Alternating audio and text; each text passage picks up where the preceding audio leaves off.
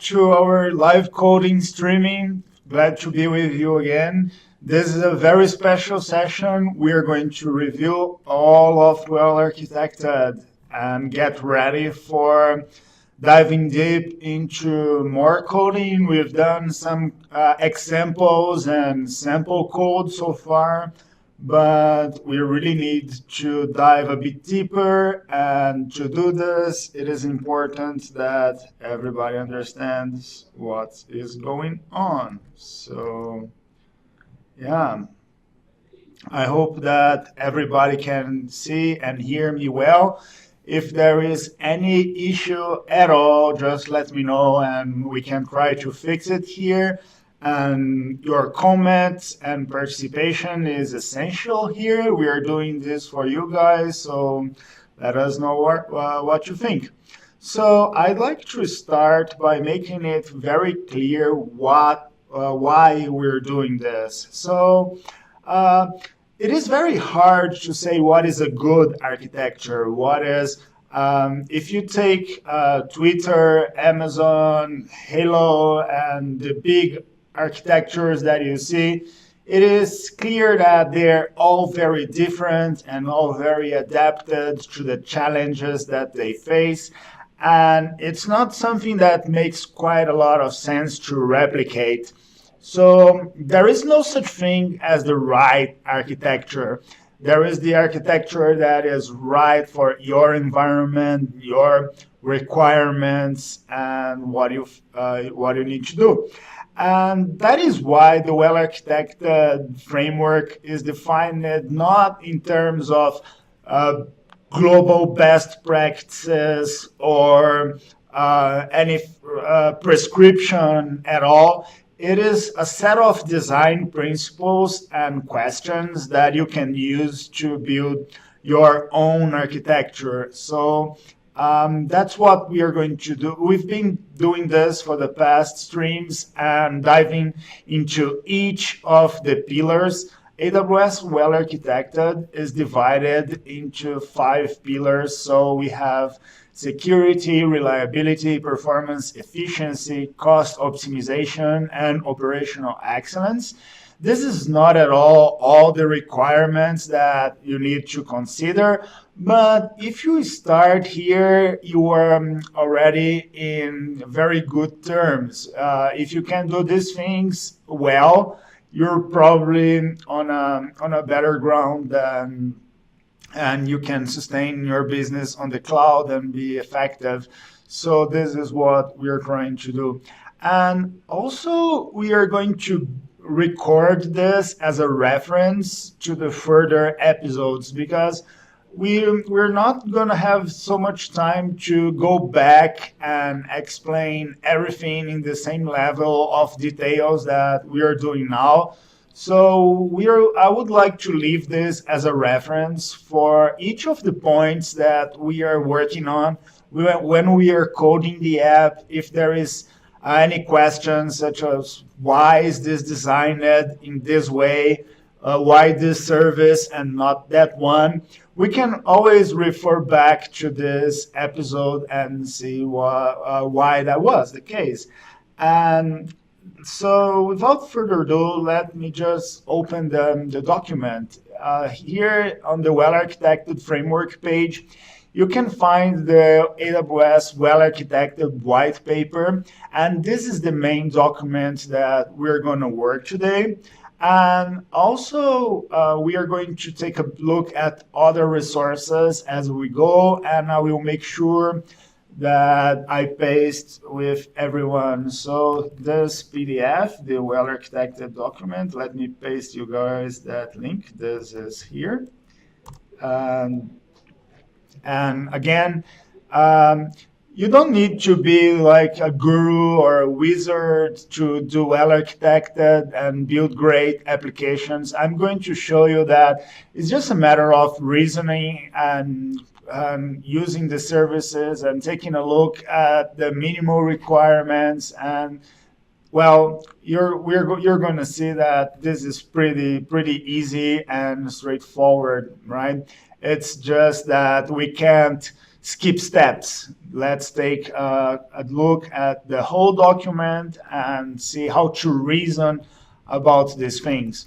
So it is mainly defined, the well-architected, each pillar is defined as guidelines, as design principles, and questions. But a couple of them are used throughout the document. So let's take a look at those. So as I said, the pillars are security, reliability, performance efficiency, cost optimization, and operational excellence. And security is job zero at AWS. So we're going to take a deep look at this. And it is important to consider security not only in the traditional IT scenario, like password and key management and things like this, but considering security in a continuous delivery, in a DevOps pipeline, and this kind of things. On reliability, we're going to make sure that the system can withstand component failures without outages or anything like this.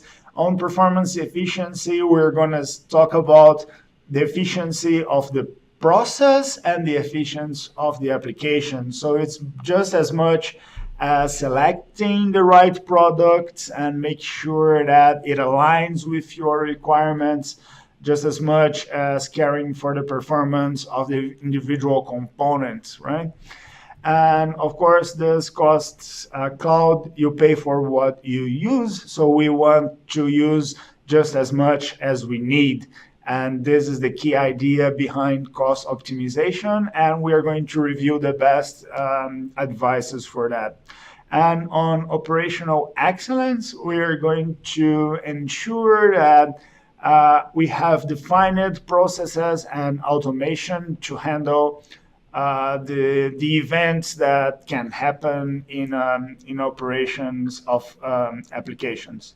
So even before diving into one of the pillars, we have some general design principles that are going to be important throughout all of them. And so let's take a look. The first one is stop guessing your capacity needs. So the idea here is that we're going to use monitoring and managed services, so we don't have to guess. And if we do eventually guess because we don't have history, we're going to take a look at the mechanisms that we have to adapt to the circumstances. And this is the key idea. We have many customers, such as Major League Baseball, where this is extremely important, or even Amazon.com. We don't want to provision resources for peak usage. We want to adapt as traffic comes and goes. We're going to test at production scale. So this is one important aspect of AWS, is that you can replicate everything so easily and create whole environments at once. So there is not so much need to fake the resources or create simulated environments. You can just test at the game day with the same resources, with the same config, and an exact copy of your production environment. Because what I see very commonly is customers using tools that mimic the services, or using like mock testing and things like this. And this is important in some scenarios, for example, for testing business logic. But when we go to integration testing and making sure that everything works as expected, there is no replacement for the real thing. So we can just work at the same access in production. And automating to make architectural experimentation easier. This is key to evolution. And You're going to see that when we talk about architectures, the whole idea is to have evolutionary architectures. There are great talks about evolution architectures on the web. Check out Rebecca Parsons from ThoughtWorks. She's a great leader on this insight.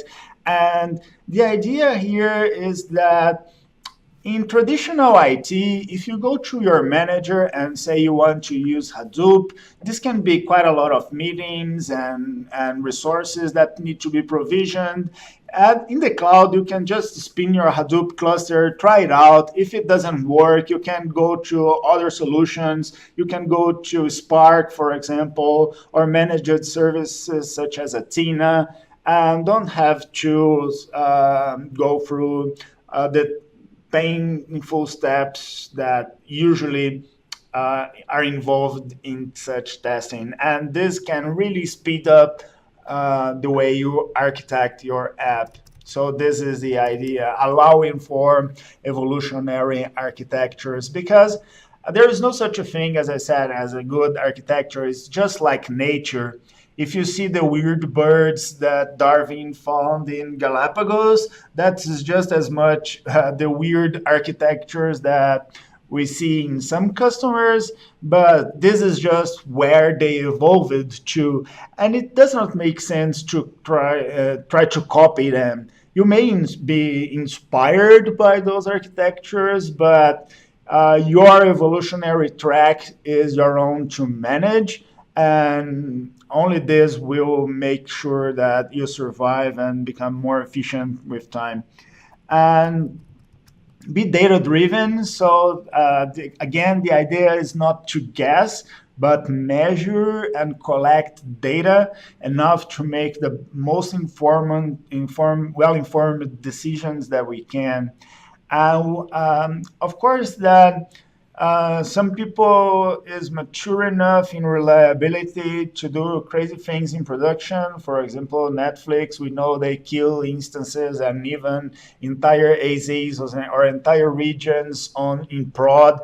But even though this is doable, it may be interesting to do on game days. So simulate, get everybody in a room and pretend that is production, pretend there is a lot of traffic, simulate that. And I see this very commonly done now in security as well. On scalability and disaster, I would suggest starting doing game days for reliability. So it's like unplugging the cable and seeing if the servers fail over to your disaster recovery plan. And the idea here is the same, but you don't need to do game days only for reliability. You can do it for performance, for security. So try to hack your environment, try to make it fail in any way that you can, because eventually it will. And being prepared is, again, key for uptime, reliability, and ultimately achieving the results your business wants. So truly, game days can't say how valuable this is. And well, this is all for the general design principles. Let's take a look at the pillars. So now focusing on security, the first thing is applying security at all layers. So you probably have heard this question or had it yourself, whether you should validate your input on the UI tier, on the service tier, on the database tier, and the best answer is all of them, right? And the same thing goes for network traffic. If you can have, we have several of those. For example, you can filter your traffic on the CDN with the Web Application Firewall, WAF, and then validate it again when it reaches your VPC with network ACLs or customer access control lists, and then you can filter it again on your security group, and you can filter it again on your firewall. So you because there is it can be sound excessive, but it's hardly so, because the performance impact of those measures is minimal, and we should check that all of them are enforced. And traceability is also crucial. If you change your environment, make sure you do so through automation. So the idea here is that don't do automation by hand. We're going to do everything automatically. We have code pipeline and other tools to ensure that you don't have the problem of looking to a server on your data center and say, hey, who put that here? If this is infrastructure as code and everything is declared, you can see who changed the code. We have the CloudFormation templates as the key service for this. And if there is a new instance, you can check who did that change to your CloudFormation template, when it was done, associated with which change request, and so on and so forth. So you can trace responsibility on those changes pretty simply. And implement the principle of least privilege. This is the first thing that we are going to look today, and making sure that resources don't authorize everything. You can say that administrators will have administrator rights and so on. And perhaps if you're not using one service, you don't need to grant access to that. And IAM policies allow you to have a very fine-grained control of authorization and who is doing what. And the whole idea of the shared responsibility model of AWS is that you can focus on your side of things. So the key here, the idea is of this principle is we take care of the network, the servers, everything until it reaches your account. So we are responsible for the security of the cloud, and you are responsible for the security on the cloud. And one thing that makes this pretty clear is the compliance frameworks that we offer. So on AWS, amazon.com/compliance,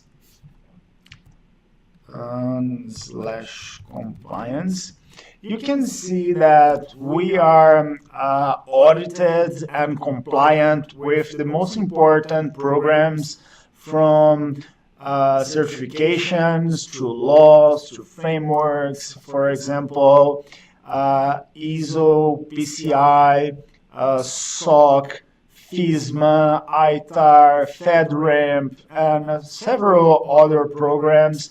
And the way this works is we do all the questions and the auditing of the infrastructure, and we share with customers these documents. So you only need to do your part. You only need to do the part of your app, because we can't force you to encrypt your sensitive data, for example. You can surely store whatever you want on S3, even text files, but we highly recommend you use encryption, and we are going to talk more about this. But the idea here is that we can help you a lot in making your application more secure, and even being compliant with very strict audits and requirements pretty easily. Not so easily, of course, but at least you don't have to do the infrastructure part, just the application part, right? And automating the security best practices. We're going to see that this is not only, automation is not only for spinning up security servers. You can also automate security within your your DevOps pipeline. So automating security is a key thing these days to move fast, to be agile, and this is what everybody wants, right? You don't need to abandon the security. You don't need to choose between security and agility. You can have both, okay? So following the principles comes the questions. So the first question is around security and protecting access to the root account. So this is important because I will show you what we are going to do in the next episodes.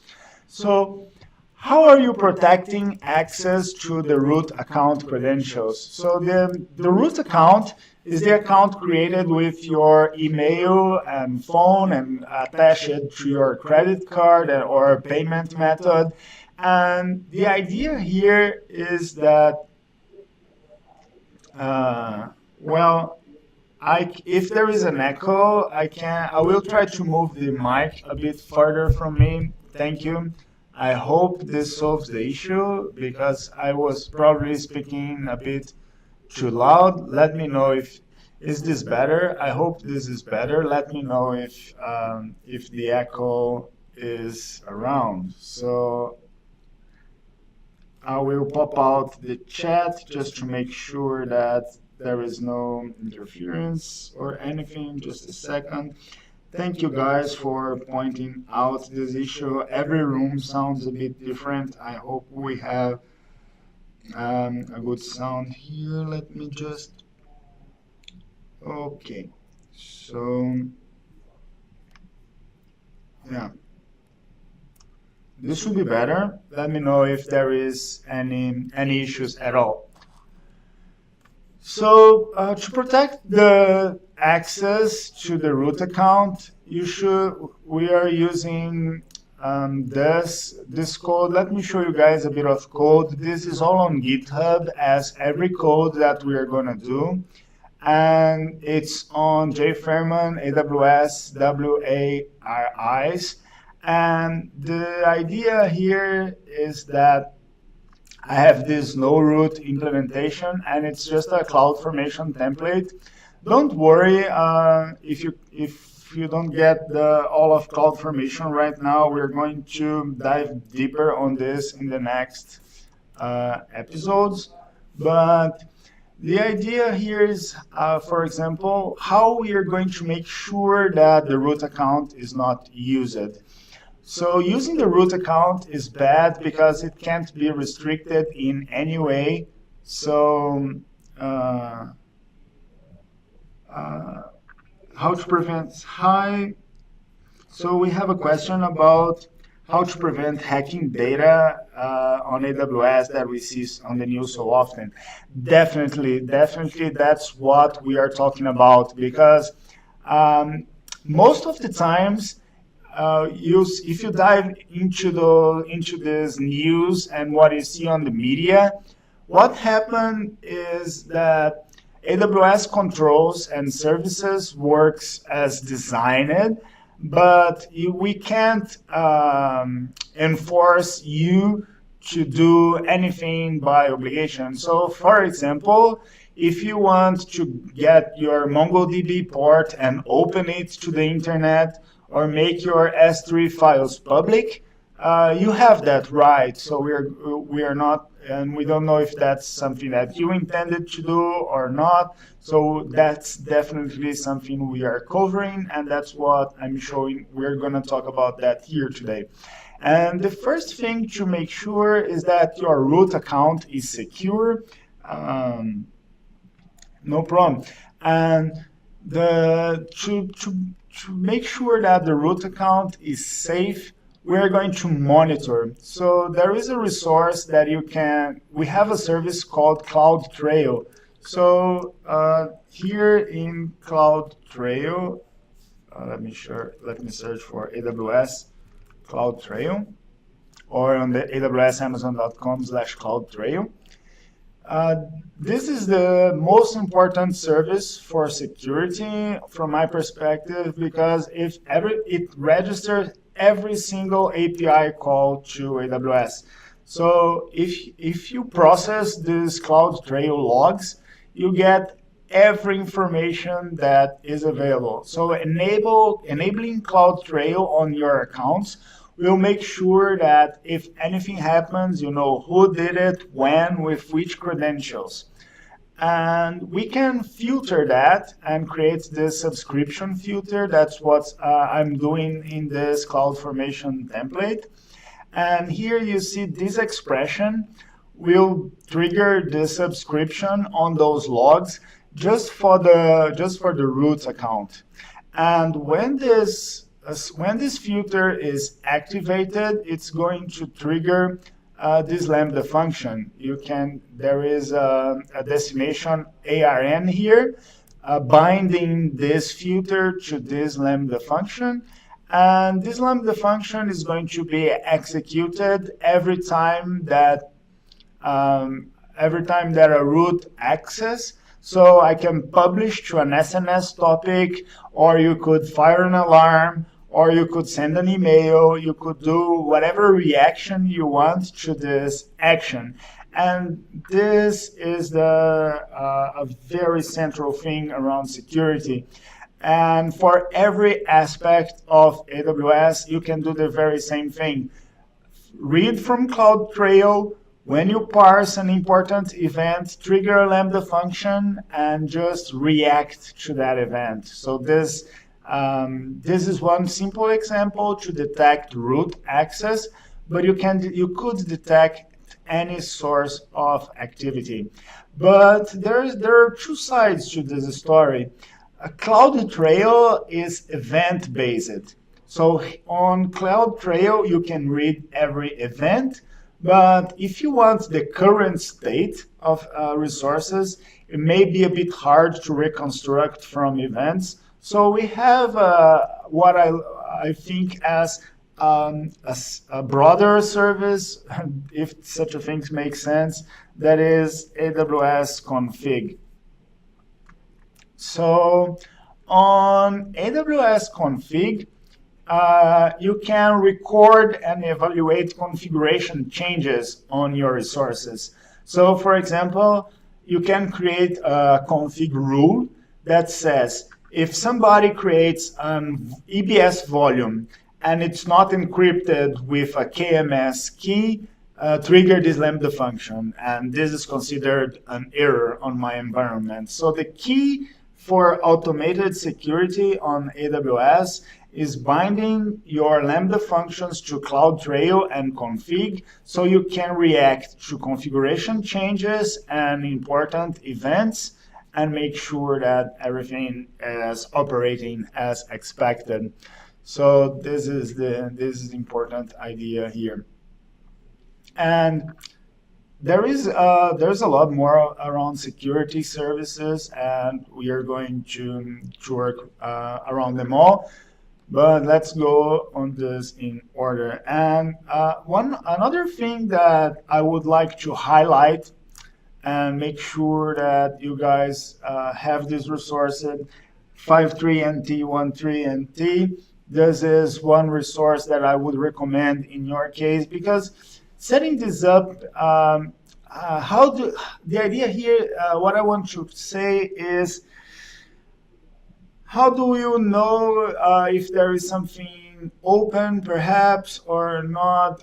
Can I have any kind of suggestion? There is one very important service on the support center, and this is important for all the pillars, so let me bring it up. It is Trusted Advisor.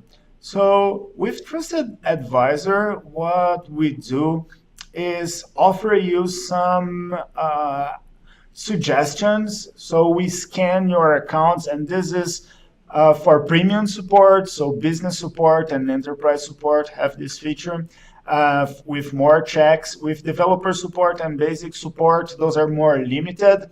So for production workloads, I highly recommend you check Trusted Advisor. So in my account right now, this is an account that I do all sorts of crazy things. So if you take a look here, I have Trusted Advisor showing that I could save some money. I could improve my performance with these suggestions, be better at fault tolerance.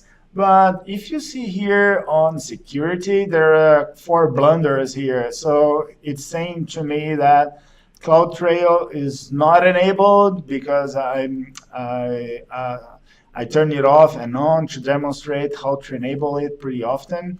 I don't have a password policy. I don't have MFA on the root account. That is pretty bad. And I have open ports on 17 security groups, allowing access to the internet to ports that I should not.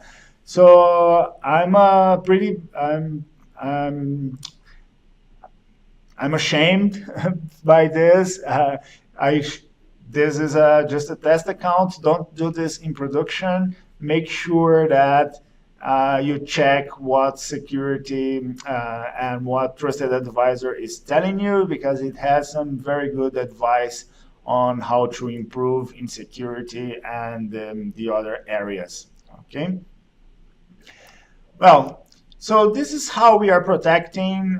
So how would you answer? The way to go about this is how to answer this. So I would say that we are using CloudTrail to record all API calls and filtering root access and triggering a Lambda function that delivers a message to an SNS topic, and that triggers our cause of error investigation, because we should consider every root access as an error.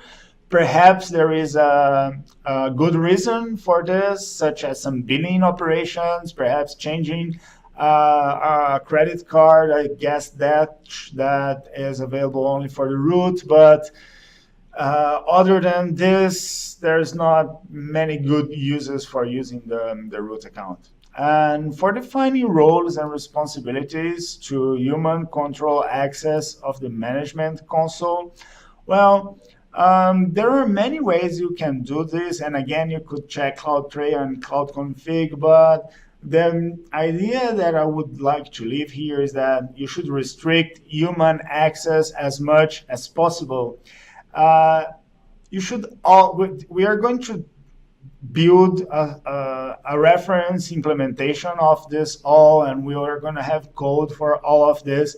And the idea is, the more we code, the more we transfer human responsibilities to automation and reduce the need for human access. So we can use the AWS CLI and the AWS SDKs to automate everything within AWS, so you don't need to access the management console so often. And this is key to, and if you do, make sure that you use IAM roles to restrict access to that. Okay.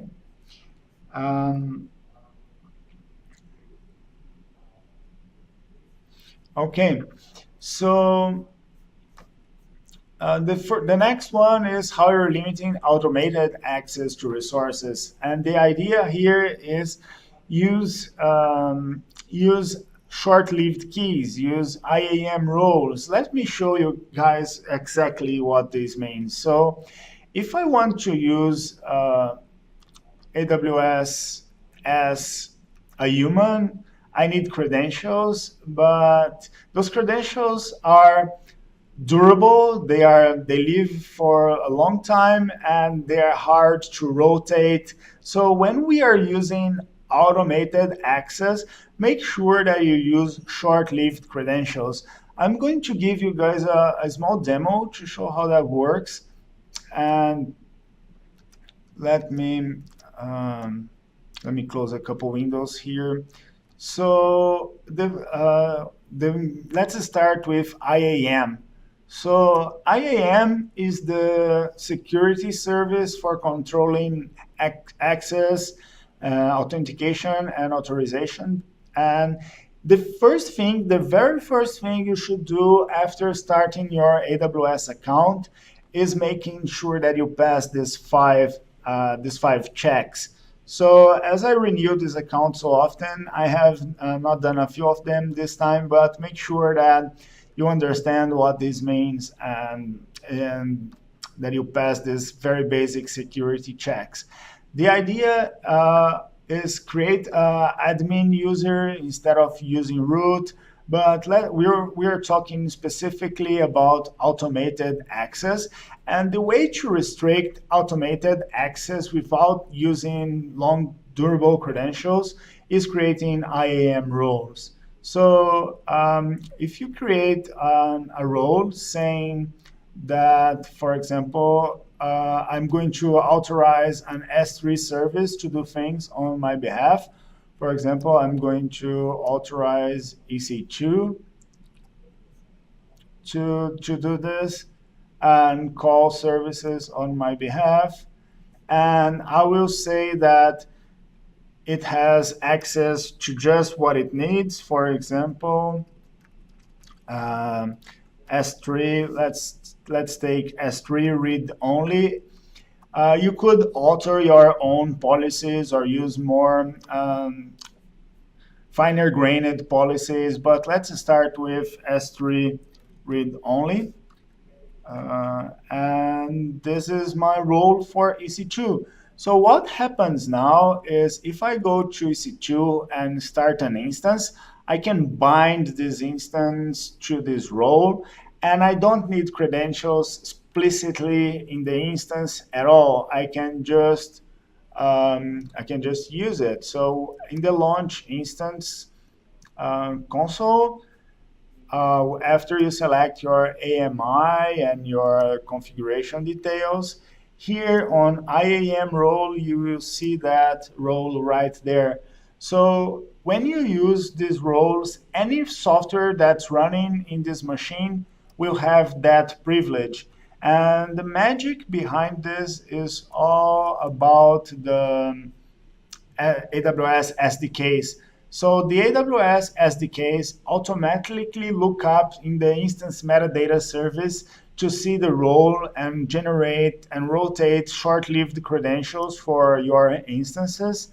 So you don't have to bake credentials in your code at all. So that's the key for every service and every automation. And it works the same for Lambda and for any other service that you want to do things on your behalf. And this is the way to limit automated access to resources, okay? And next, how you're capturing and analyzing logs. So we have CloudWatch logs, and I highly recommend, as you saw, the logs from CloudTrail can be stored on CloudWatch logs. We surely support other tools. For example, we can use Elasticsearch, Logstash, Kibana, or Splunk, or other popular logging services and tools. But if all you need is store and react to your logs, CloudWatch logs is a native and very efficient resource for that. So let's see, let me get this hello world log from a Lambda function. And this is just one example, not so much interesting, but here you can see that you can tail your logs, you can react to those logs, you can do the basic log management, and well, use CloudWatch logs for logs. And of course, that if you have a better answer, and for example, I already have Elasticsearch, Logstash, Kibana within my infrastructure, and I want to use that is fine. But in our implementations for this broadcast, we're going to use CloudWatch logs. That's a great tool. And how are you enforcing network and host level boundary protections? And again, this is those are the layers. We have AWS WAF, Web Application Firewall. So just to reference this, AWS WAF. is the first your first line of defense against malicious traffic. So if you know for example, the OWASP top 10 vulnerabilities is just out. So OWASP top 10. Say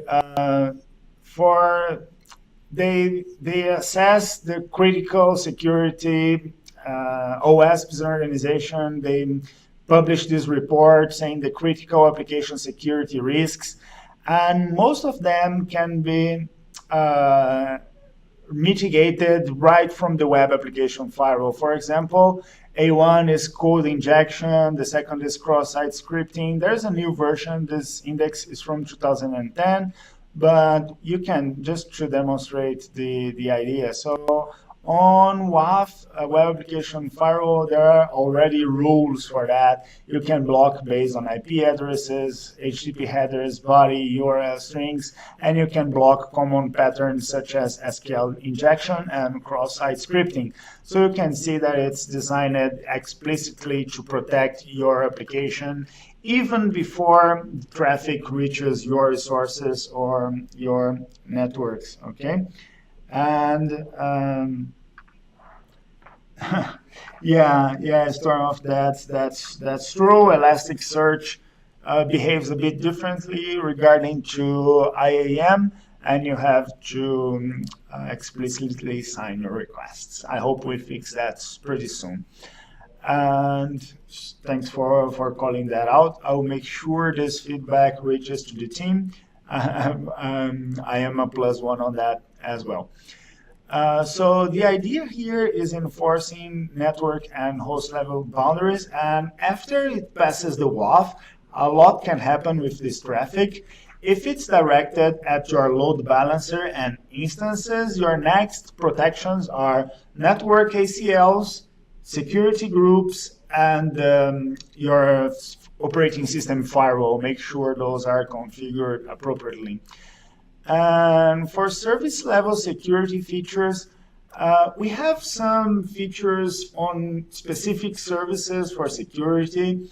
As an example, I will show S3, as that's pretty popular. And on S3, we have a service-specific security feature that is bucket policies. So you can create a policy, much like an IAM policy, but instead of being focused on the, let me pick just any bucket here,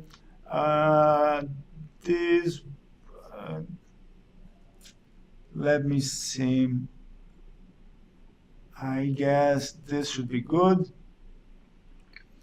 And on your permissions, probably, we're going to see here is the bucket policy. So the idea here is that I can have a policy pretty much like the IAM policy, but the perspective of the resource.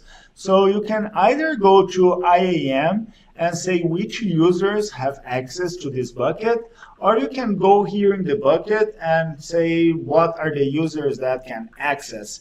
It's the same idea, the same language, the very same protection that you have, but with different perspectives. You can go from the users and say what they are allowed, or the resource and say who is allowed access on the resource. And on the documentation, you can find several bucket policy examples. For example, granting access to multiple accounts with conditions saying that it can be done only within this time and things like this.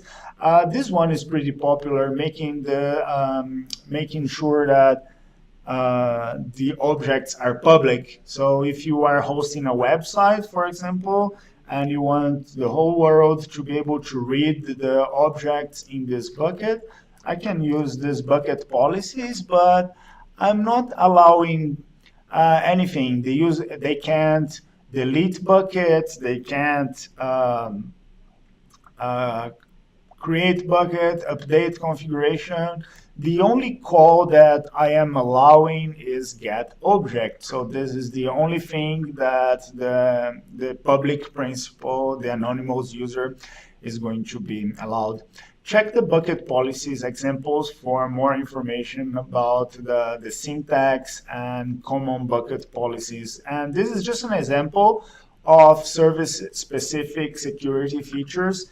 And you should mention for each service that you use, they may have different security features, and this is how it works. So how are we protecting the integrity of our operating system on EC2 instances? And again, there's a lot of tools and partners around this. The one that we are going to use is AWS Inspector. So AWS Inspector is an agent on your operating system that will evaluate a set of rules and making sure that your operating system is safe, basically. So it will assess common vulnerabilities. It has many rule sets and integrations that you can build, but the whole idea is to protect the runtime of your operating systems. Of course, the best thing here is not even have an operating system at all. If you could just run your code on AWS Lambda and be serverless, that is great. But if you need to run servers, I would recommend that, especially if they are long-lived, because for our application, we are going to try to be as immutable as possible. And the idea here is that once a server is up, it should download your code, start executing, and run without human intervention. Ideally, we're not going to even have SSH up, just no login, nothing, because that is an error. If you're logging into a remote machine, it's either automation error or a hack, right? Nobody should touch machines in prod. But this is an ideal world. I know that you may have long-lived instances. You may be running someone else's application, and well, there is a lot of that. And if you have these long-lived services, make sure you use Amazon Inspector. And another good idea is to tie Amazon Inspector with your DevOps pipeline. So you make sure that for one example that things that Amazon Inspector can help you catch is dependency problems. So your code may be fine, but there may be a bug in your dependency. For example, you may be using an old version of Apache Struts, and well, you perhaps transitively, you depend on some library that depends on some library that depends on Apache Struts, for example, and it could be with a security issue. And if after deploying your code, you run AWS Inspector before shifting traffic to this new deployment or to this new environment, AWS Inspector would pick that up. So this is another great tool to help 53NT, 13NT. This is another one to make sure that you don't get hacked. And well, about the storm of the ads, about the precedence of IAM policies or bucket policies, they are the same. The thing is that denies take precedence. If you have one rule saying allow and another saying deny, the deny takes precedence. So think of this, the way both policies are evaluated is they go through the rules. If it matches a deny, it is denied. If not, it will follow through and see if there is an allow, and by default it's denied. So this is how the evaluation of IAM rules goes. And yeah. And about data protection, we have, let's see what we have on this. and instant response, some more text about that. And here I can't say how important this is. And having an appropriate instant response doesn't mean that you get notifications for every possible hack. Because, for example, if you have that and you have thousands of those a day, this may be pretty normal for you to have hack attempts if you're a bank, for example. So make sure that and sometimes when you have too many alerts, the first thing you do is turn them off, and that is probably what the hackers want. So ensuring you have appropriate instant response is just monitoring carefully your architecture and scale properly. So you can perhaps send a notification to the technician. If he doesn't reply within a given time, you scale that to the manager. Or if this is pretty severe, you can page PR and make sure that they know what's going on and things like this. One tool that I would like to highlight, there is not an AWS service for this, but PagerDuty seems to be the thing that everybody is using now, and we integrate nicely with them. So you can tie PagerDuty roles and responsibilities to your operations and make sure the right person gets notified at the right time, and you can follow through with cause of error investigation. Perhaps it's just something silly. Someone needed to change the credit card on your account, or perhaps you're really getting hacked and someone needs to take action. And that's it for the security pillar. Right, let's dive a bit into the security, to the reliability pillar right now. So the reliability pillar, we're going to make sure we test the recovery procedures. And again, the idea here is to run game day.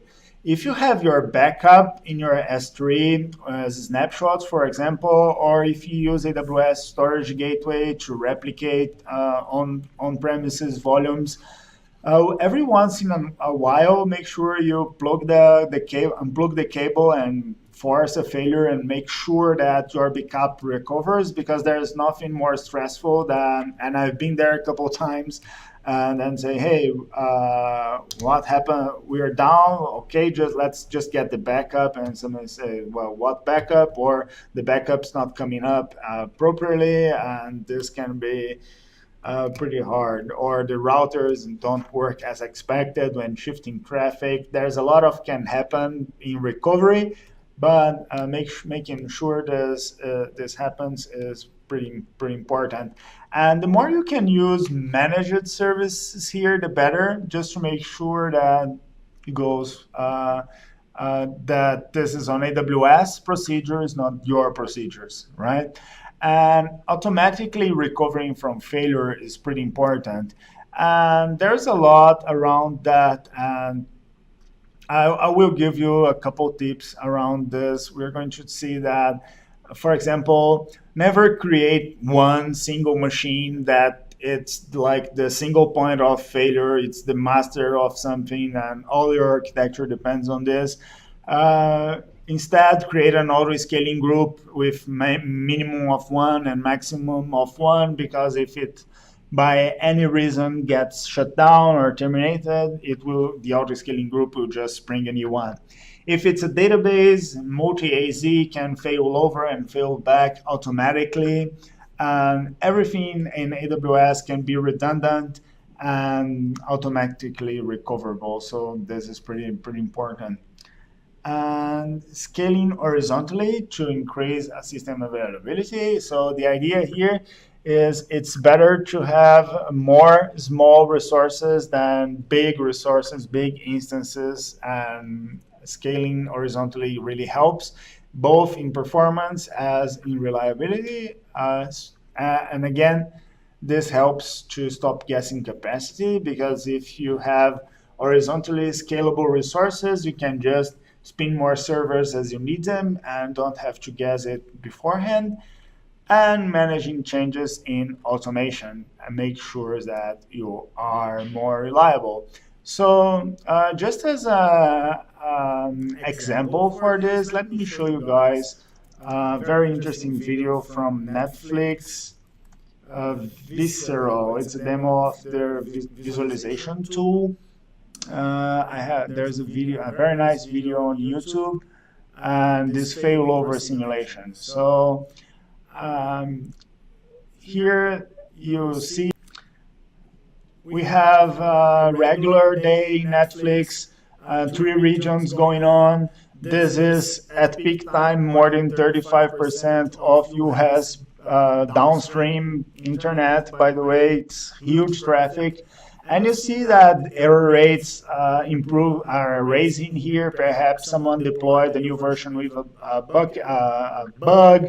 They will just shift traffic around to the healthy regions, making the responses from that and starting to shift traffic until they can repair things, and it will be drained out automatically.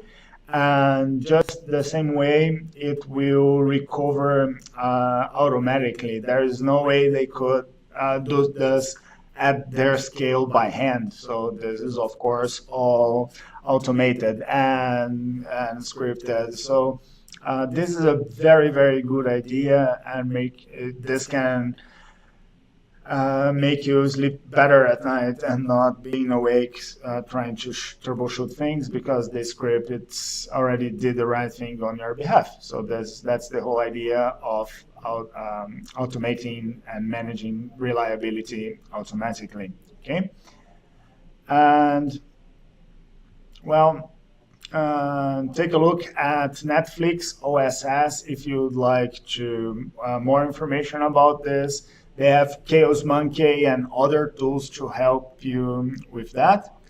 And well, I hope the streaming is fine for you guys. Let's go to the reliability questions now. And again, if you just joined or if you missed, we are running through the architected document and reviewing every design principle and question, because we are going to code each and every one of them, and it is important that everybody knows what's going on. We're going to use this for reference. If you have any questions at all, just ping just tell me on the chat. Let me know if there is any issue or with audio or with the resources that we are showing. Your comments. The whole idea of us on Twitch is being interactive and showing you guys what you want to see. So please let us know if there is anything we can do better here. Okay. So next we are going to talk about how do we manage AWS service limits for accounts. So this is because service limits is a very important aspect that few customers realize. I did not when I started using AWS. Every service has a limit. So for example, on EC2 or DynamoDB, everything comes with a default limit. They're pretty easy to up. If you need more instances, you can just request them. It's not a big deal, but you have to make sure because if you reach your limit and you have more traffic than this can be a bad situation. So the first thing we recommend is you check your service limits. Let's take EC2. Here, Amazon EC2 limits. So you have 5 elastic IPs, 500 subgroups, 5,000 key pairs.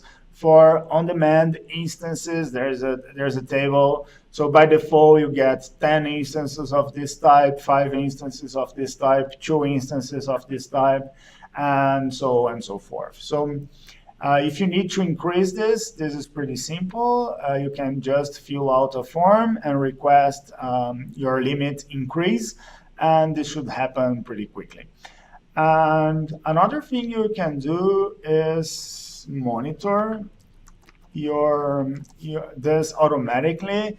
This is a pre-built solution that was built using the Trusted Advisor and the support APIs. So this can check automatically and notify you when your limits are closing in. So but if P2 instances are low for you, just ask for more of them. I'm sure that we will be pleased to grant. And if you have any issues at all, just feel free to ping me anytime. I'm your representative within AWS, and I would be glad to help you guys in any way that I can. And see here, this is the solution to monitor APIs, monitor service limits automatically. May take a look at that that's how we should answer well 1. For reliability 2, how are you planning your network topology on AWS? And here, there are many things that can be said. Planning your network topology is very dependent on your case. And the key thing here is when you have on-premises environments. So when you have your VPC connected from on-premises to the cloud, for example, you have part of your infrastructure at your data center and part of it on AWS. This link is the fundamental thing you want to take care of. We have a service called Direct Connect that you can connect directly, a fiber channel from your data center to AWS. But even if you're using that, you should have a network, public internet VPN as a failover. And if you're VPNing to AWS, make sure that you have at least 2 channels and failover between them. Okay. Well, you can just say that your project is classified, but you need to increase your limits. It's not a big deal. You can just say that on technical terms. For example, I'm running this workload that is processing images, for example, or training your neural networks and I need to train 1 terabyte of data per day, and I need more resources, for example. So you can be totally technical. You don't need to go into business or reveal anything about your specific environment at all, my friend.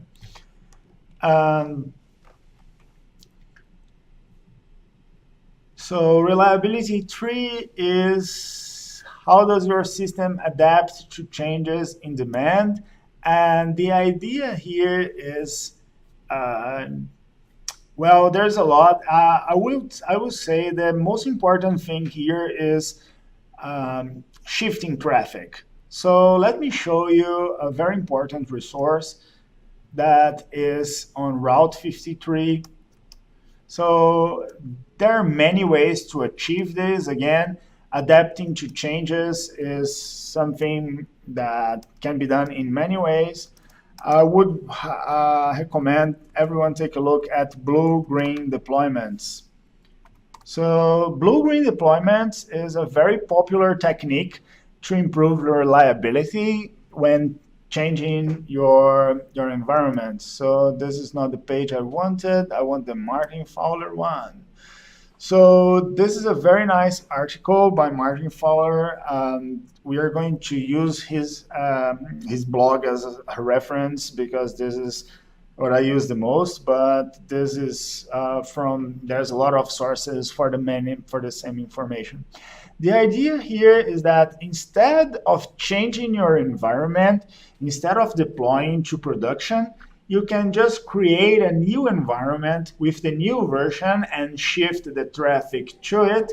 And you can shift just a little traffic and make sure that things operate as expected, and go shifting more and more until you can delete the old one. So this is A/B test. You can call this A/B, blue, green, red, black, and you could have 5 environments instead of 2. But the whole idea is, instead of changing things where live traffic is going, spin up a new environment and go gradually. And the idea here is, how do you adapt to changes in demand? So that's what you do. And one of the most important aspects of blue-green is when things go wrong, because you can just shift back to the old environment, keep it alive for a while, and if there is anything bad going on in the new one, you can just fall back.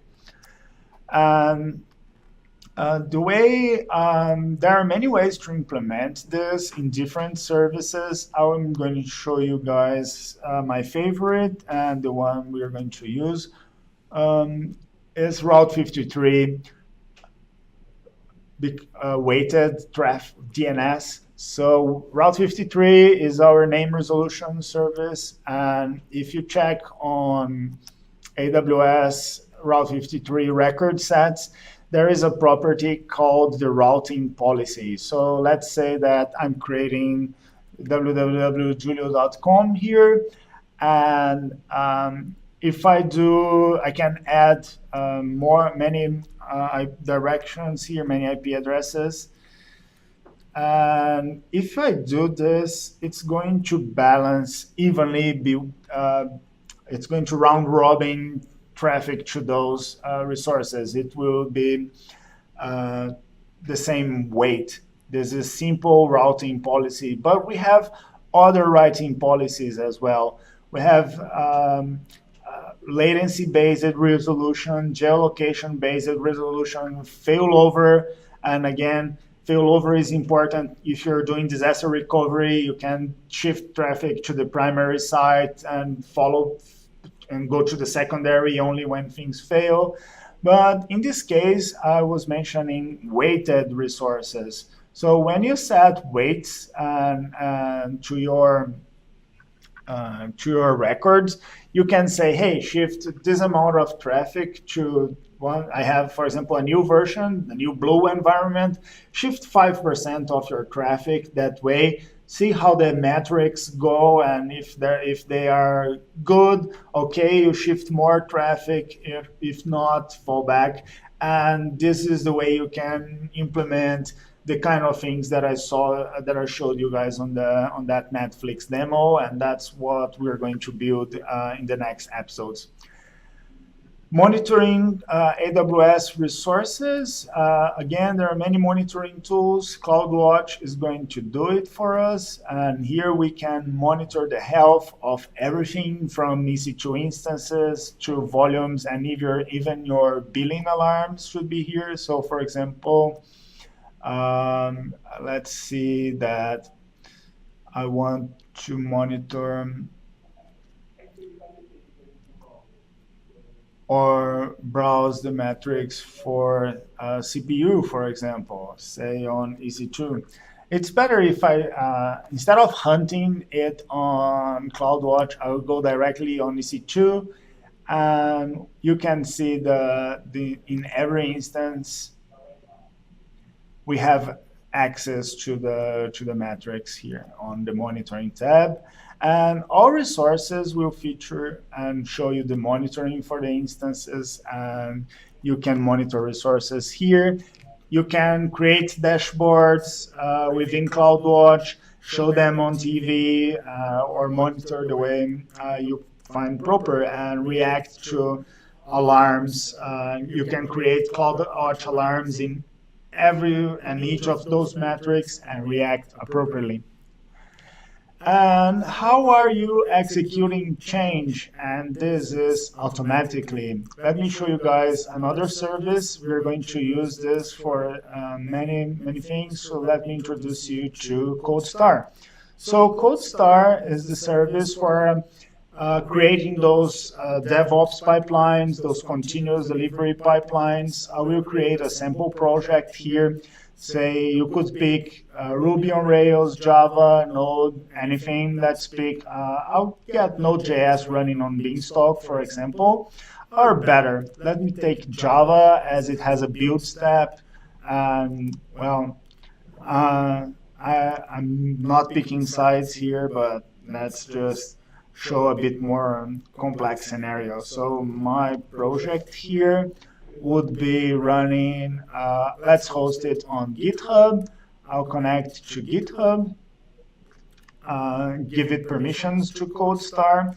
And CodeStar is going to automatically create this for me and populate this repo with code and create the whole pipeline. From the source, it's going to build, run the tests, deploy on Beanstalk, and monitor on CloudWatch automatically. It's not going to hide anything from you. You can just, I'm picking any key here. I'm not even going to log into those instances today. But the whole thing is, after a while, it's going to deploy this automatically, and if we push to GitHub, it will automatically trigger the steps that are defined in this pipeline, and you should see the results in prod.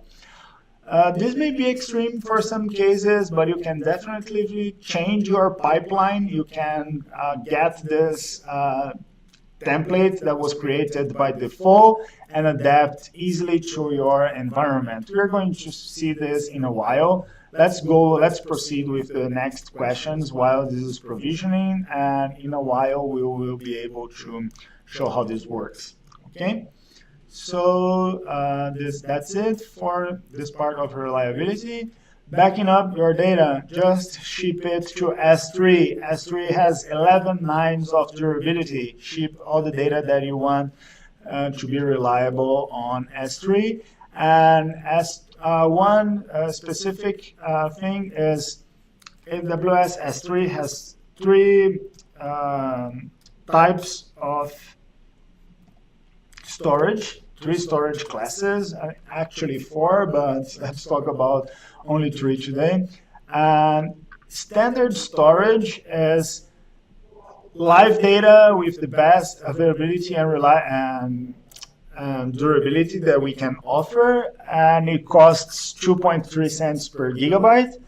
But we have this standard infrequent access storage that has the same level of durability, but a slowly lower SLA, so it's targeted at data that you don't need so frequently, but in practice it's pretty much the same thing. I will leave you up to you guys to read this, the fine print. There's a small difference in billing, but it's S3 for backups. Okay, so if you don't, and logs, data that you can access you hope you don't access. And it's hot storage. Glacier is cold storage. Data that is in Glaciers can take hours to return, but on standard storage, you get the data back instantly and at a much lower cost, so at 1.25 cents per gigabyte. So this is where I recommend backups would go. Okay. And how do your system withstand component failures? And this is pretty much dependent on the components. For example, with databases, we can have multi-AZ and failover from primary to secondary automatically.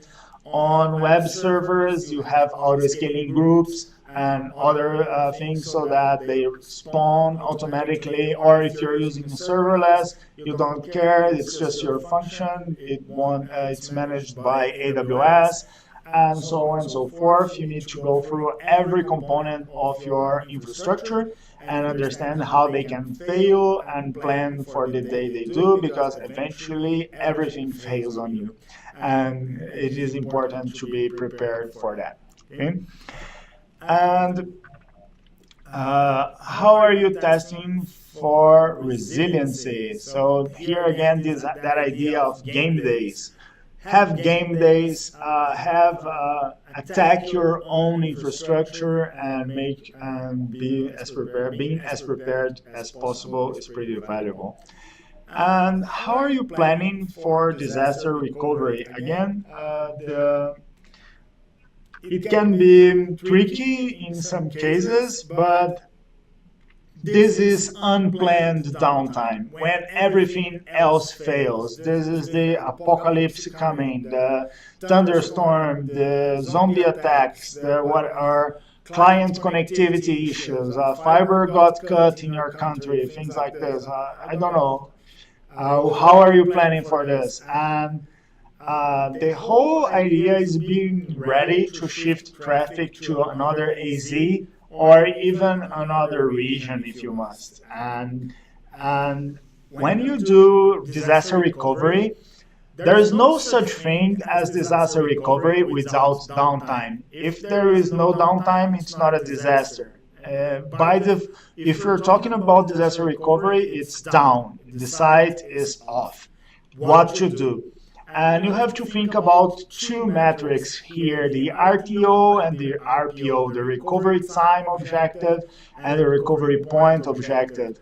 You have to think how, and the third one to balance is the cost. You have to think how long you can take to be up again, and how much data you can lose, and how much it will cost. Because, for example, you could shift your backups daily to S3, and if something bad happens, just start on a new region and bring your backup from S3. But in this case, the backup may be 1 day old. It may be all right for some cases. It may be too much for another, right? So your recovery time could be the time to move your data, say some 15 minutes, and the recovery point means you could lose up to a day of data. And on the other extreme, you could have an exact copy of your live environment up and running, just as I showed you on the Netflix example, both running live at the same time with the same capacity, and if something bad happens on one side, you just shift to the other. Of course, then your recovery time would be much lower because it would be just the time for DNS changes, for example. It would be 1 minute or 5 minutes or something like this. And the recovery point could be very small. If you're using asynchronous replication, it would be milliseconds perhaps. So, but it would cost more because you would have to keep both environments running on the same time. Okay. Echoing voice. Oh, so the echo persists. Huh. You're saying that you can hear me twice? I don't know why that is exactly. Let me see if there is anything I can do about this. So,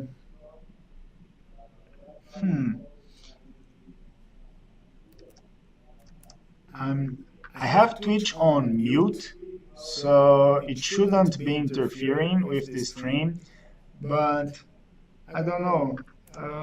My microphone is very great. We checked this right before. I wish I could find. I'm looking for the.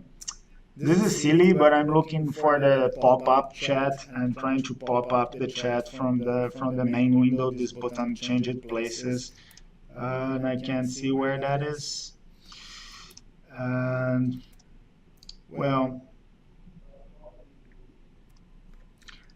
I will just close this for a while, and I'll come back in a bit and see how things are. Okay. So I just closed my Twitch window just to see if this was interfering by any chance. And please let me know if the echo is better or if it's the same. Okay. I'm bringing the mic a bit closer to see if it helps as well. So I just took this. I think this is what I could do today to make sure that the things are going properly. Let me know if this is better, all right? So, and this is how you plan for disaster recovery. You have to balance your recovery time objective, how long it takes for you to be up again, your recovery point objective, where is the latest snapshot of your data or your synchronous replication, and how much it costs, all right? And then that's it for reliability. The next pillar is let's talk a bit about performance. So performance is about selecting the best performing architecture. So how do you pick and how do you select your architecture is a big aspect. And what I highly recommend here is taking a look at the technology raters. So for example, ThoughtWorks has a good tech radar, and here's the technology radar from them, and this is an evaluation of techniques and frameworks and platforms and tools that you can use, and they assess what they recommend to adopt, what they recommend to trial, and what they recommend to withhold.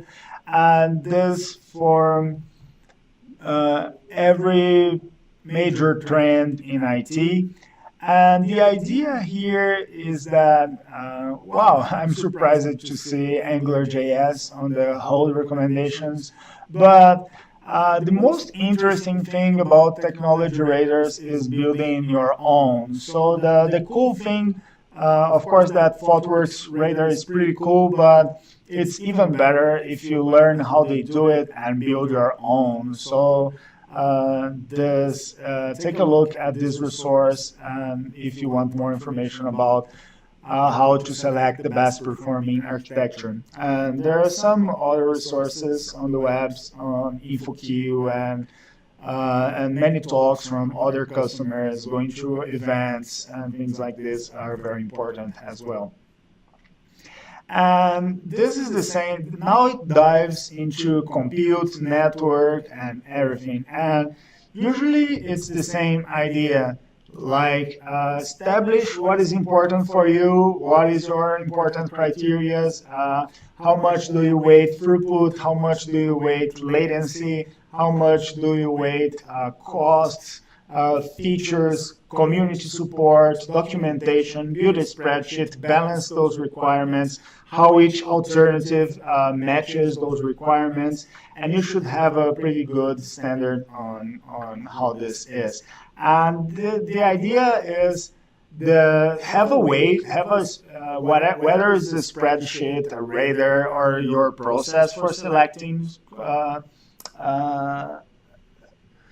your architecture. You should run the same for compute, for storage, and of course the requirements are different.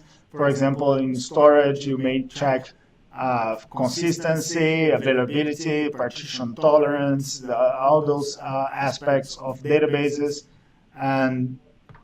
or object storage versus file systems, and make sure that it is matching your requirements. But the technique should be pretty much the same, just the requirements that would be changing, and those requirements are what you're going to list here in your well architected for performance. And how do you ensure that you continue to have the most appropriate resources as the new resource types and features are introduced? Well, again, there's a lot around that. Keeping up to date on InfoQ, ThoughtWorks, radars, and things like this is useful. On the AWS side, we have aws.amazon.com/new. And every couple of days, you will see something new coming up. We are on the rate of thousands of announcements per year right now, so it's more than one per day on average. and it may be hard to keep up, so we divided this in specific categories, and even there is, I guess, a 2017 announcement list where you can see all of them. So, for example, we just announced push notifications for Amazon Pinpoint, CloudFormation templates for Glue, performance insights for relational database that can help you improve the performance of your RDS database, general availability of Postgres for Aurora, and AWS Directory Service for Microsoft AD. AWS Batch can now be changed by CloudWatch events. And this is just yesterday, okay? So keeping up to date, always also check the AWS blog. On Jeff's blog is amazing to keep up to date on AWS launches and new features. So there's a lot on technology in general, on InfoQ and Photos and other resources.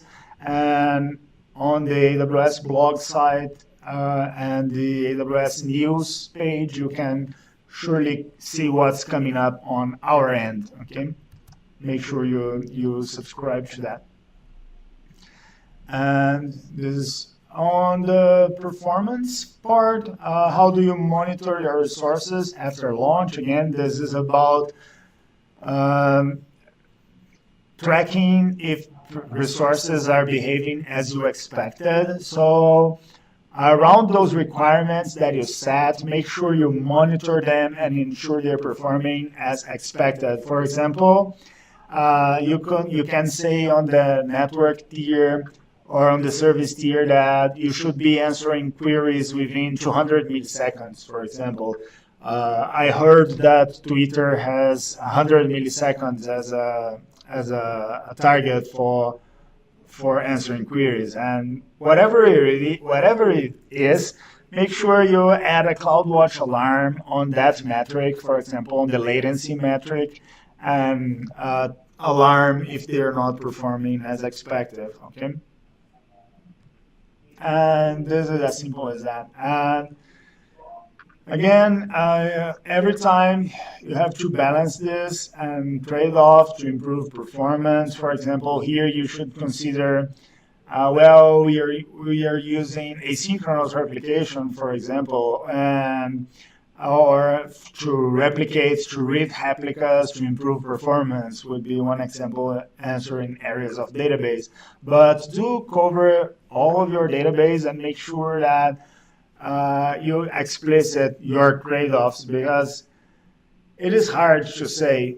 For example, the idea here is when someone asks you, why did you pick AWS Aurora over AWS RDS for MySQL, you can say that well, I picked Aurora because the replication lag is an order of magnitude smaller than you would have on other RDS platforms. And this is important for the most major, at least for the major decisions and trade-offs. Why are you using Redis instead of Elasticache or the other way around? Just make sure that this is explicit and clearly stated, okay? And I hope the sound is better now. Let me know if there is any issue at all. Okay, I will keep coming back to the chat every once in a while, and I'm with you guys here, and that's just it. Just a pause for a couple of water before we dive into the next pillar, that is cost optimization, and I have some great tips for you guys here.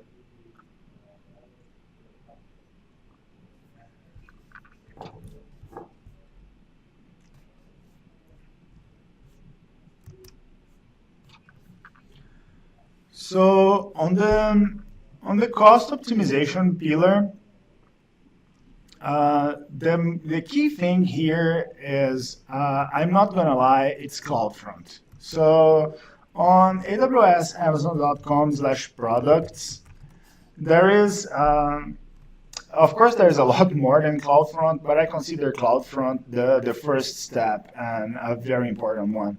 Let me explain you guys why it is so important. See that we have regions, right? These yellow dots are the AWS regions. And how do you select a region? Well, the first thing that comes to mind is selecting based on performance. So you would measure your performance to the regions or pick the one that's closer to you. There is a site called cloudping.info that shows your distance, your latency to each of the regions.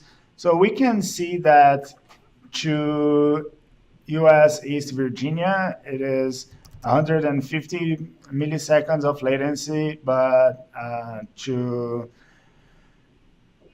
Japan, for example, would be much more. So that's one way to think about this. But does this mean I should always pick the least latency? Not at all, because as we looked in this, the service price can be different. In AWS S3 pricing, for example, we can see that in the American regions, the price is 2 cents per gigabyte, and up to Glacier with less than half a cent per gigabyte. But if we change to São Paulo region, for example, you see that standard storage starts in 4 cents per gig, and we don't have Glacier yet. So this can be hard, right? Because you may be forced to choose between one, the latency, and two, the cost, but CloudFront is here to help you. CloudFront uses these edge locations or points of presence so you can get cached content on these locations and instead of going all the way back to the region. And this is totally automatic. CloudFront will select the closest edge pop automatically. So say I'm in Brazil right now, I could have my origin in US East 1, for example, in Virginia, and use the edge location in Rio or in São Paulo for the best latency. So what CloudFront gives you is the best of both worlds, the best of costs and the best of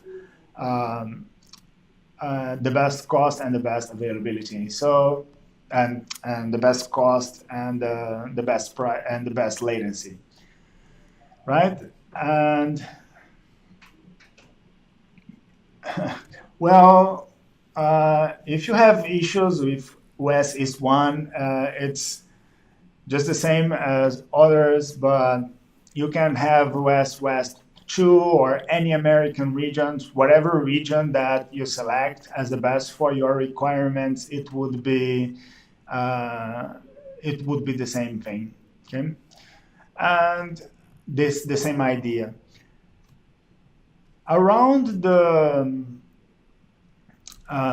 so just to make sure, and there are many other benefits to this. For example, if you consider security, instead of hitting your resources directly, if someone is trying to hack you, it would be directly against you. And if you're behind the CloudFront distribution, the attack would be against the whole network of edge locations first. So using CloudFront will improve latency, will improve costs, and improve security at the same time. And it probably costs less, in fact, because as content is responded directly from cache, it would be just more efficient, right? Not going back to the region. Just on the first access, when the caches are cold, you would need to go to the region, but all in all, it would improve overall. And of course, there are some service features that are important for costs. Let me go through the most important of them. And Certainly, the next one, most important things, in my opinion, is Lambda. So the whole idea, and let me emphasize that in my opinion here, because this can truly vary in your case. Um, the whole idea here is that metering on Lambda is per 100 milliseconds. So if you check the service pricing, and we have this 0.00001667 for every gigabyte second usage. So if your Lambda function runs for 1 second, then uses 1 gig of memory, you pay this fraction of a penny. And if your site is down, or if it's at night and nobody is accessing, or if it's dev and test and nobody's working, it just costs nothing. So you only pay really for what you use on AWS Lambda. And this is so dramatic. I highly recommend you check this talk by Lynn Langit. She's one of my favorite speakers. Lynn Langit serverless should get us there. And serverless, reality or BS. And she talks about you want to create a stunning website. I've already done it. I'm not waiting for the ad with you guys, but the idea, the case that she mentions is the Australia census, and it was built by a vendor for 9 million and failed. And 2 students at a hackathon built an exact same exact same features on Lambda for $500. So Lambda is a dramatic difference in shift. So why Amazon doesn't have something in Russia and Africa? Well, I don't know. That's a good one. We are expanding to many regions on the AWS Amazon.com page. Right, if you scroll through to the bottom, you'll see that we have a global map of regions with new one coming in Virginia and Bahrain, China, France, Hong Kong, and Sweden. But you are right, not one in Russia or Africa yet. I hope we get there soon. Okay, and well, there are many possible reasons for that. On AWS Lambda, other than AWS Lambda, if serverless is not your thing, you need servers, that's EC2, and here on demand, it's pay by the hour.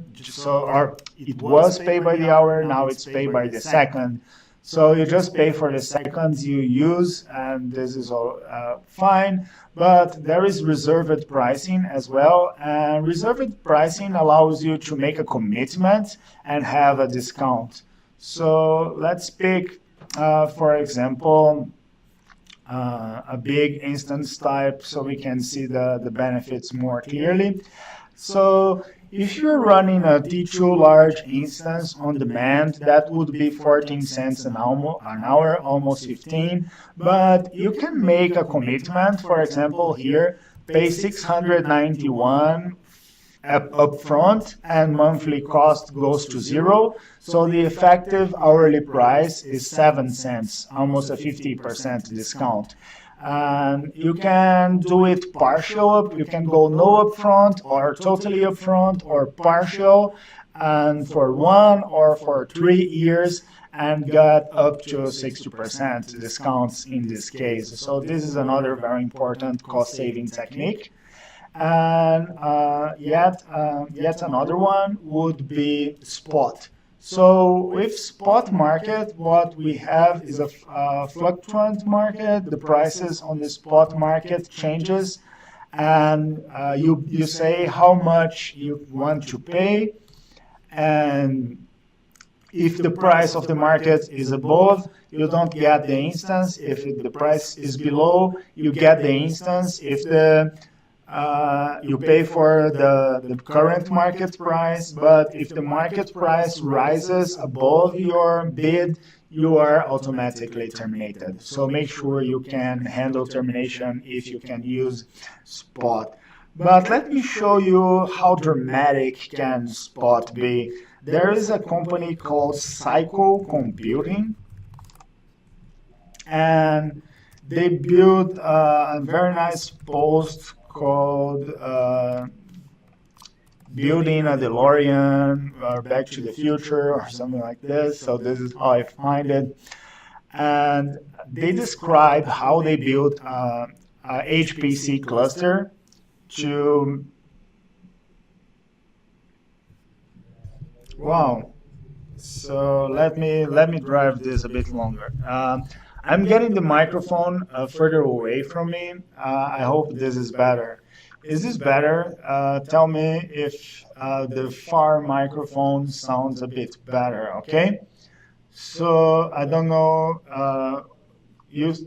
does this sound like a room echo, or is this like a duplicate after a lag? It would be 8 seconds of lag, so it doesn't make sense. Well, I hope with the far microphone, it's usually better, usually solve these echoes. I wish I could hear what you guys are listening, so I have a better idea on how to fix it. This is a Yeti mic, a great room. I don't know what's going on, but let's see. Well, let's talk about the HPC case here. What they did was build a HPC cluster, and this is thousands of cores, to be precise, 156,314 cores, spawning 8 regions, totaling an aggregate compute power of a supercomputer 1.21 teraflops, and to make their simulations. And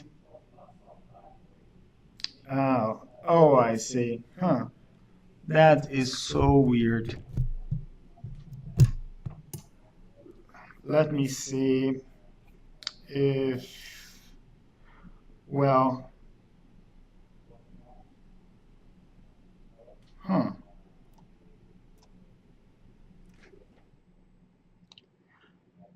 Could you tell me if this is better? I hope this sounds better, but this is, I can promise this is just one mic.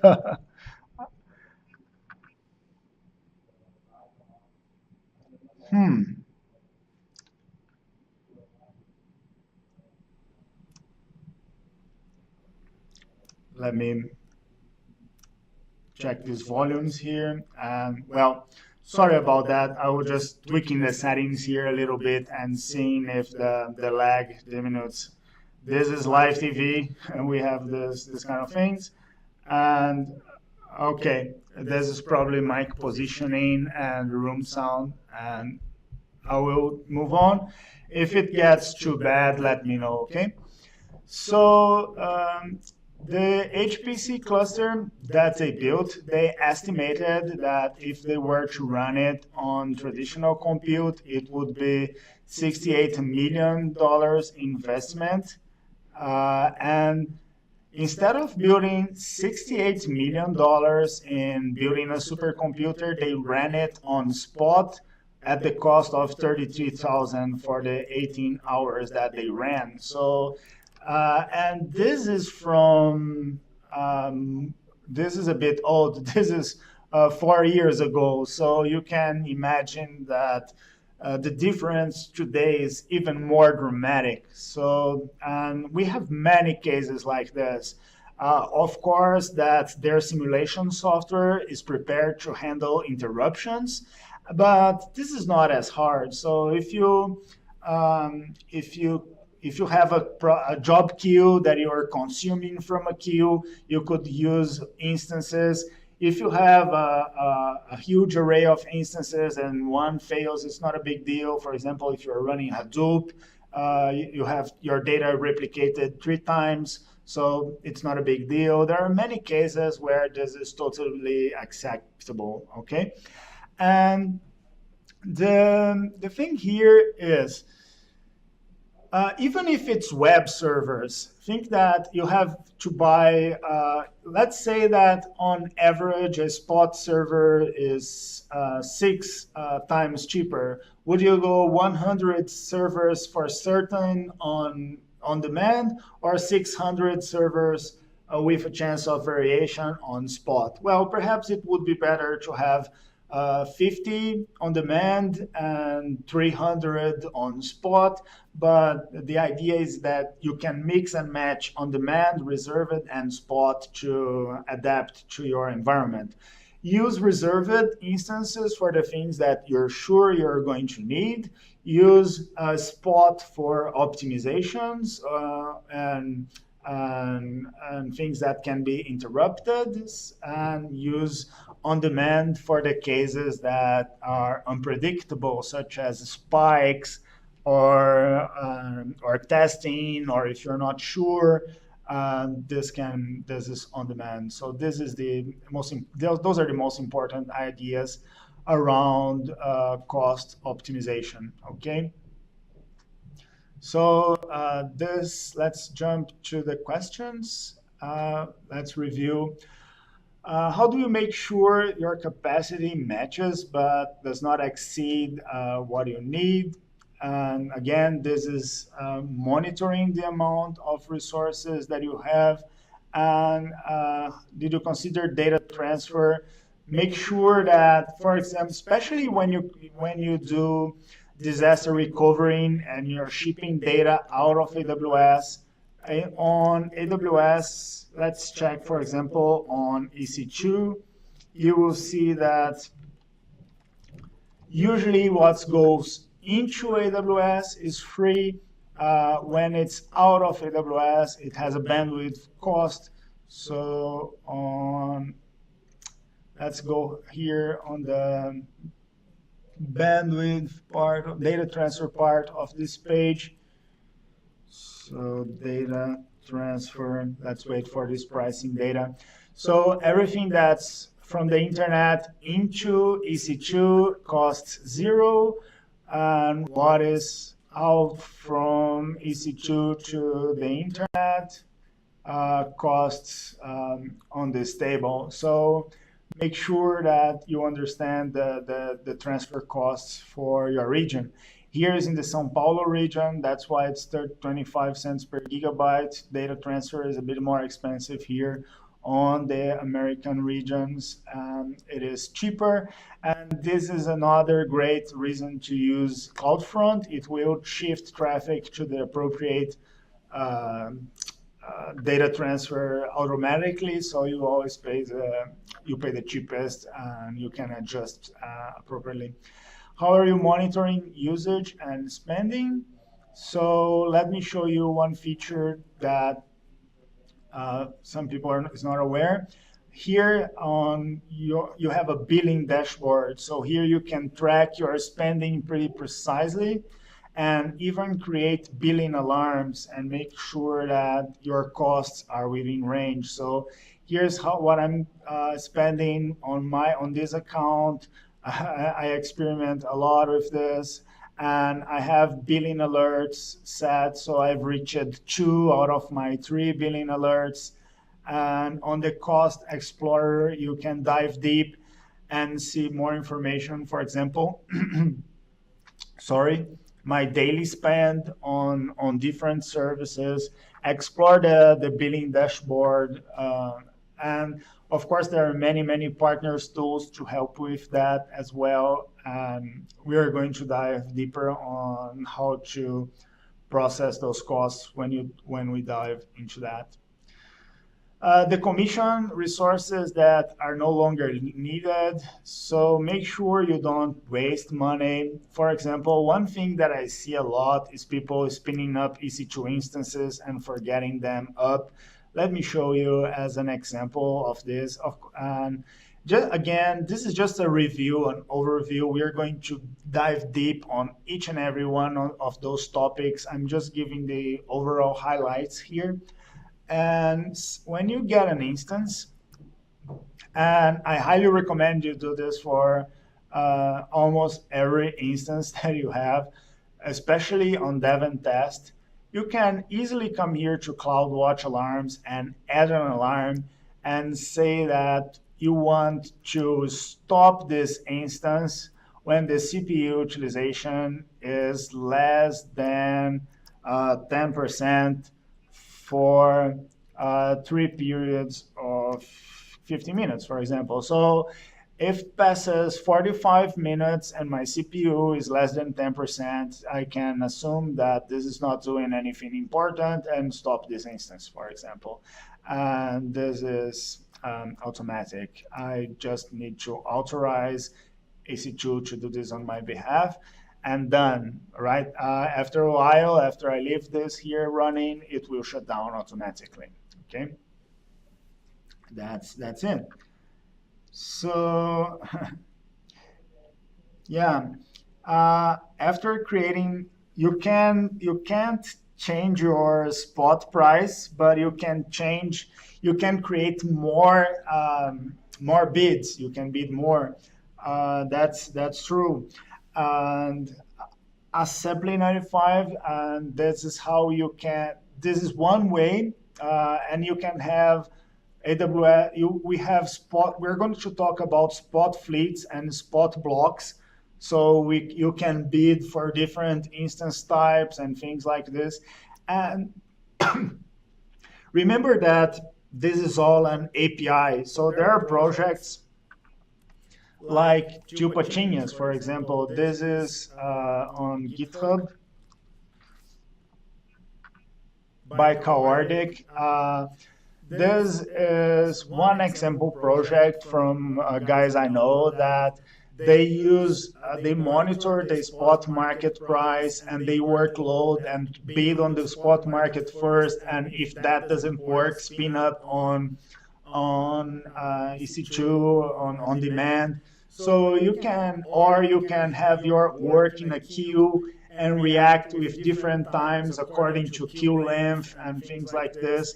You can get pretty creative on how you adjust your spot bids to spot instances to your price. Another good idea is check out this video, spot strategies.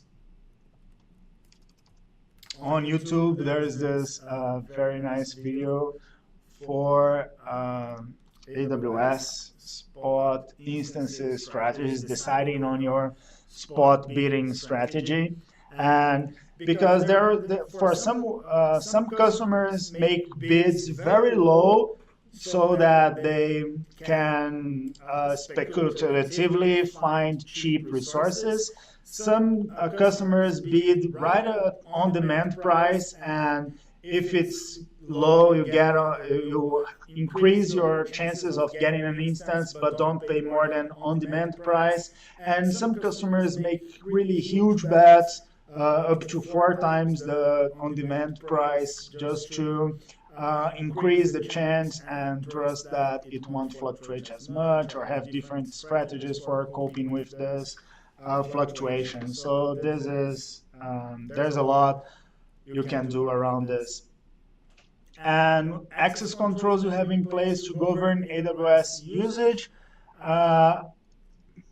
You can have those reports sent to you. You can track this, integrate this with your finance operations. So talk with your CFO and make sure that your enterprise governance and your enterprise cost is aligned with this, because it may be hard for traditional IT that treats compute as an asset to start treating it as a service. But it is important to show people that you have all the control and all the resources to make sure that it's safe, it's under your needs, and it's much cheaper than you would have otherwise. Okay, so that's the idea here. And again, when you manage, when you adopt new services, make sure you consider all the costs and review the cost structure for those services. And that's it for cost optimization. Next is our final pillar, the operational excellence. So the idea here is much more about process than about technology, but the whole thing is performing operational with code and using techniques such as KPIs and creating metrics that are meaningful and making regular changes and responding automatically to events and triggering them as you need. So the first question here is best practices. So if you're using blue-green deployments, canary releases, command and query responsibility segregation, and these kinds of things, you make sure that you let people know. And this is really great and really help other architects. Just for these ones that I mentioned for reference, so blue-green deployments, I would recommend people to check it out. So here is blue-green on Martin Fowler's web page. The other one I mentioned is canary deployments. So that idea of instead of deployment to all servers at once, deploy to a few and see how things go and shift traffic as you please. And this can be based on health, can be based on conversion rates, whatever it is that you track. Make sure canary releases can help. Another one I mentioned is CQRS, or Command Query Responsibility Segregation. This is hugely helpful for resiliency, for reliability, and making sure that you can, and performance. And the idea is separating your command model from your query model. And if, for example, if your query model is down, you can still take commands, and your query can be your query model can be cached by a cache. So if your database is down, you can respond from cache. This helps in a lot of ways. I'd highly recommend people considering that. And another one that I mentioned is immutable servers. So immutable servers. So this is the kind of techniques that of best practices that we mean here. So make sure that this makes sense and consider those best practices and share the ones that you're using. And there's a lot more for cloud operations, and you can build your own and document here. And configuration management, now most of us are using Git, and some of us, and the most important thing here is how you're using Git. So there's people using, hopefully the recording of it all will be available. So there is a famous article, a successful branching model for Git. And this is one way to do it. So there's people that makes configuration management like this, with feature branches, with releases, hot fixes, and this kind of thing. And there is people who prefer using feature toggles and single master, for example. This is the whole idea behind it. So, and use just a single branch and commit to the same branch, and use feature toggles to toggle things on and off instead of branching and merging. So however it is that you use Git or you do configuration management, this is what we're looking for here. Next up is how you're involving your workload while minimizing the impact of change. We've talked about this blue-green deployment, immutable servers. Those are pretty much the same techniques. Sometimes one single technique reaches several questions in different ways. So this explaining this is part of those answers. And monitoring. Let's talk a bit about those monitoring your workload to see if it's operating as expected. and performing changes automatically. I think this is pretty important. Let's dive a bit deeper on this.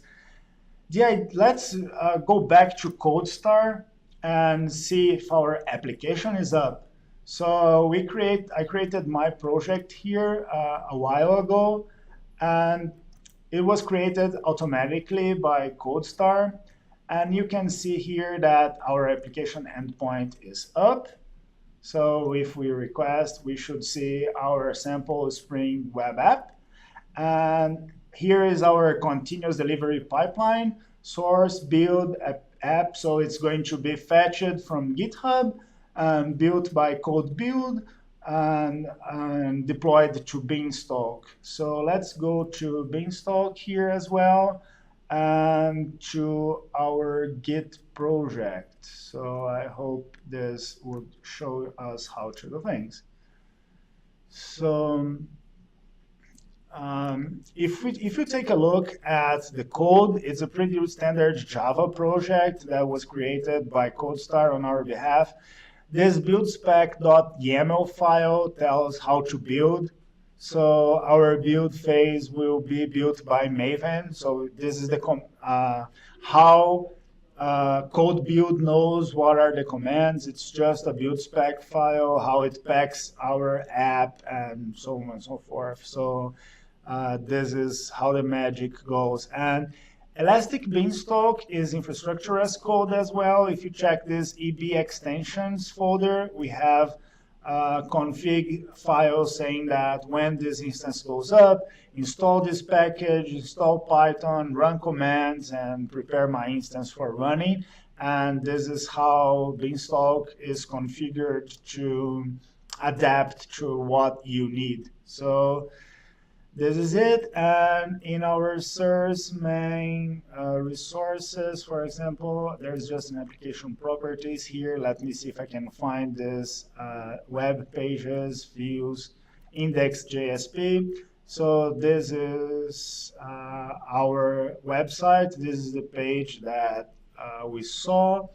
We can probably edit here, this file, and instead of saying congratulations was the message, let's say hello from Twitch and demo CodeStar. And once committed, so it's now a Git push on my behalf. So the code is up. And in a while, we should see that this resource is going to change automatically. It will trigger our pipeline and release the change.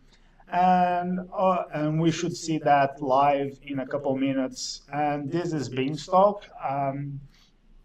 This is the configuration of our environment.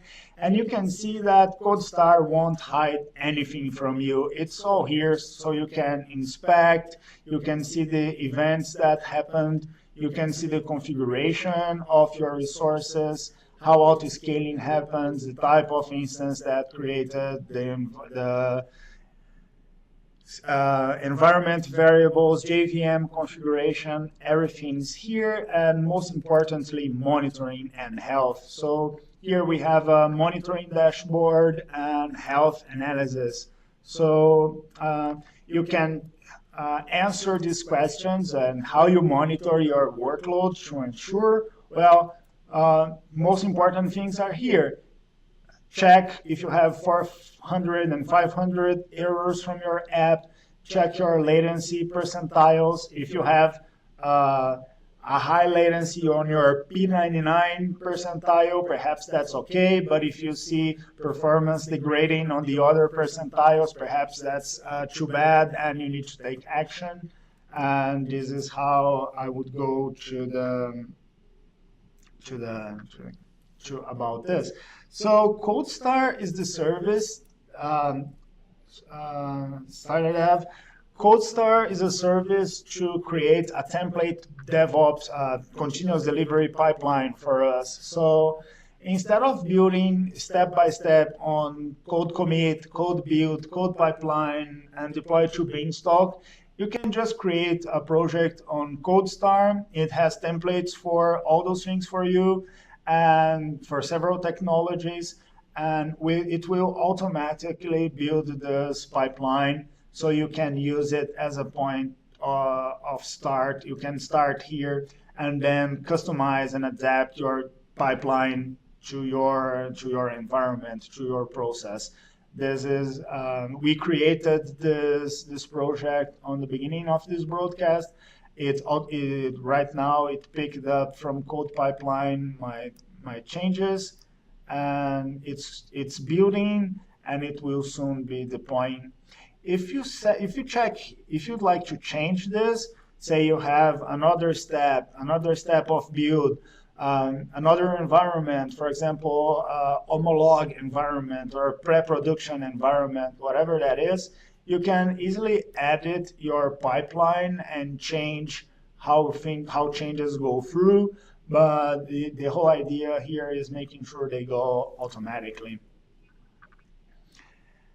And this is it for those questions. And how do you respond to unplanned operational events? And this ties back to what we were talking about, disaster recovery, and how do you shift traffic. Say, I have a secondary site, I use another region, I just spin everything back from S3. What do you do when things go wrong? How do you call people? How do you scale? How is your PagerDuty or similar solution organized to call operations and managers and marketing people, whoever is needed to react to those events? This is pretty important to have those playbooks, okay? And this is pretty much it. So after this, very great people. I'm very thankful for these guys that put this up. On the appendix, you will find sample answers. We did our own here, but if you would like examples in writing for each of those topics, it is all here for you guys to reference. And everything that we talked about today is here. I just thought it would be easier to explain the reasoning behind this than just shoving service names on you guys. But keep this as a reference. It's pretty important and very, very much detailed.